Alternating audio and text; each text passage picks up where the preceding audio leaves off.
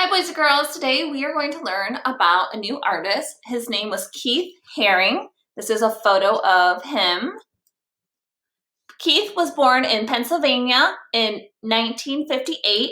Growing up, his dad worked as a cartoonist and often Keith and him drew a lot. His dad actually taught him how to draw. They drew together many times in their home. So he really instilled a love of drawing in Keith from that very young age. Also growing up, Keith would go to these museums and see the artwork. However, he wasn't really interested because the artwork that he saw in these museums he thought was really boring.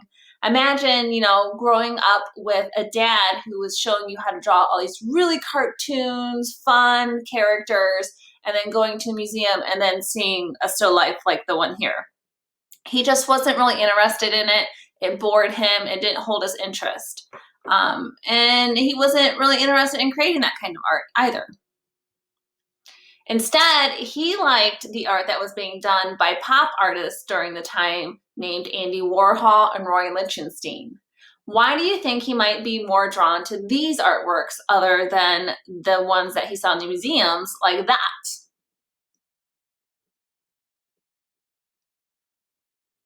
If you said that these were more interesting to Keith because they resembled more of the cartoon style that his dad had taught him, then you would be right. They had those bold, thick lines around the different objects. They had the big, bright colors. They were fun. So, of course, these were way more interesting to Keith than the other ones that he had seen in the museums.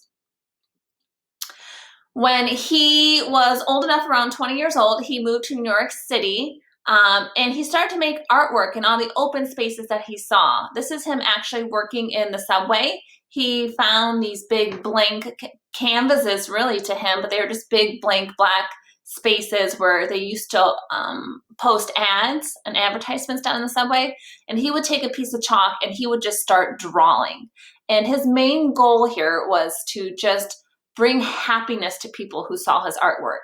Now, of course, it was just chalk, so it could be washed away, which was a big reason why he used chalk. Drawing on the walls of the subway or walls of building obviously was not permitted, and it was against the law. It was graffiti or defacing property. So one of the reasons why he used chalk was to try not to get in trouble as well. It was easily washed away. He did get tickets sometimes when he did do this, but he just loved spreading happiness. So he continued to do it even though sometimes he got a fine for it. Some really big characteristics of Keith's work that you'll see in all of his artwork are these big black bold lines. Sometimes the black lines are colors, but most of the time they're big black bold lines. He uses really simple figures filled in with bright colors, and usually they're interacting with each other some way.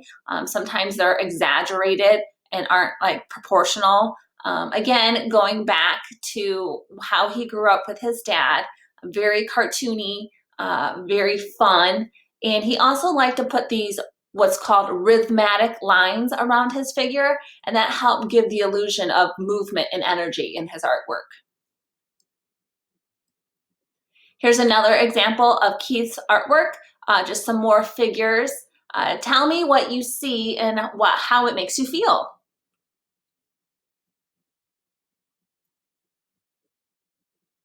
So some of the things you could have said was really bright colors, pattern down there with the different dots, big black bold lines like we talked about, and of course those rhythmatic lines that are sprinkled throughout to really illustrate the fun energy that these characters are giving off to the viewer. The rhythmatic lines help show movement or a beat, I would say, to their dance movements. They each have their own pose in a fun, interesting way, and they're interacting with each other. So those would have been all great things to have commented about this artwork. Keith became very popular. People really enjoyed his artwork, and so they started asking him to paint on buildings. And he also painted really on any surface that he could find, that he was allowed to, just to spread happiness in his neighborhood, spread happiness in the community, and to uplift the spirit of anyone walking by. Just some more examples of Keith's work. Sometimes you can see he had some interesting parts of the figure, the one in the top corner where there's actually a hole and they're giving each other a high five. These are all fun because they all involve two different figures interacting and having fun. Here is a wonderful book called Keith Haring, The Boy Who Just Kept on Drawing. Take a listen. It'll give you a little bit more information on Keith and his life and who he was as an artist.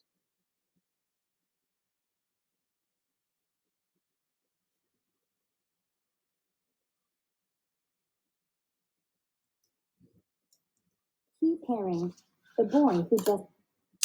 Okay, so I hope you enjoyed that. It gave a little bit more of a background on Keith and who he was and how he grew up.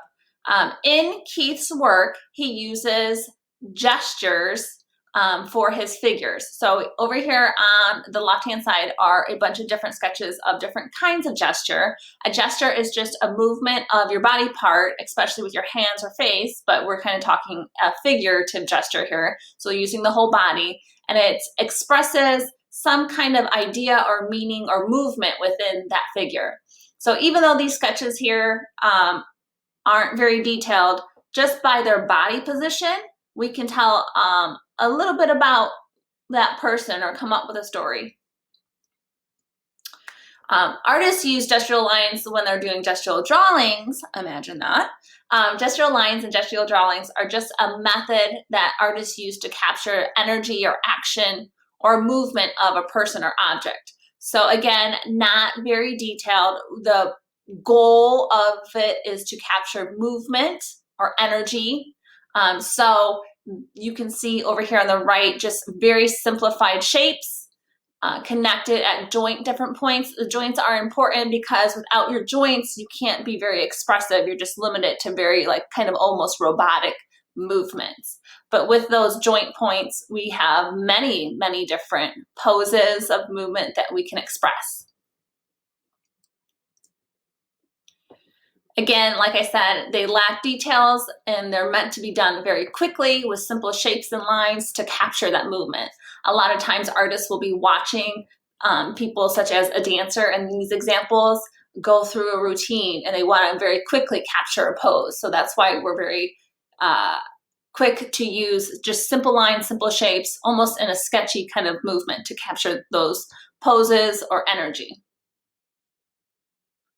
So now that you guys know a little bit about Keith Haring and a little bit about gesture drawing and gesture lines, you're gonna do your own project inspired by all of this.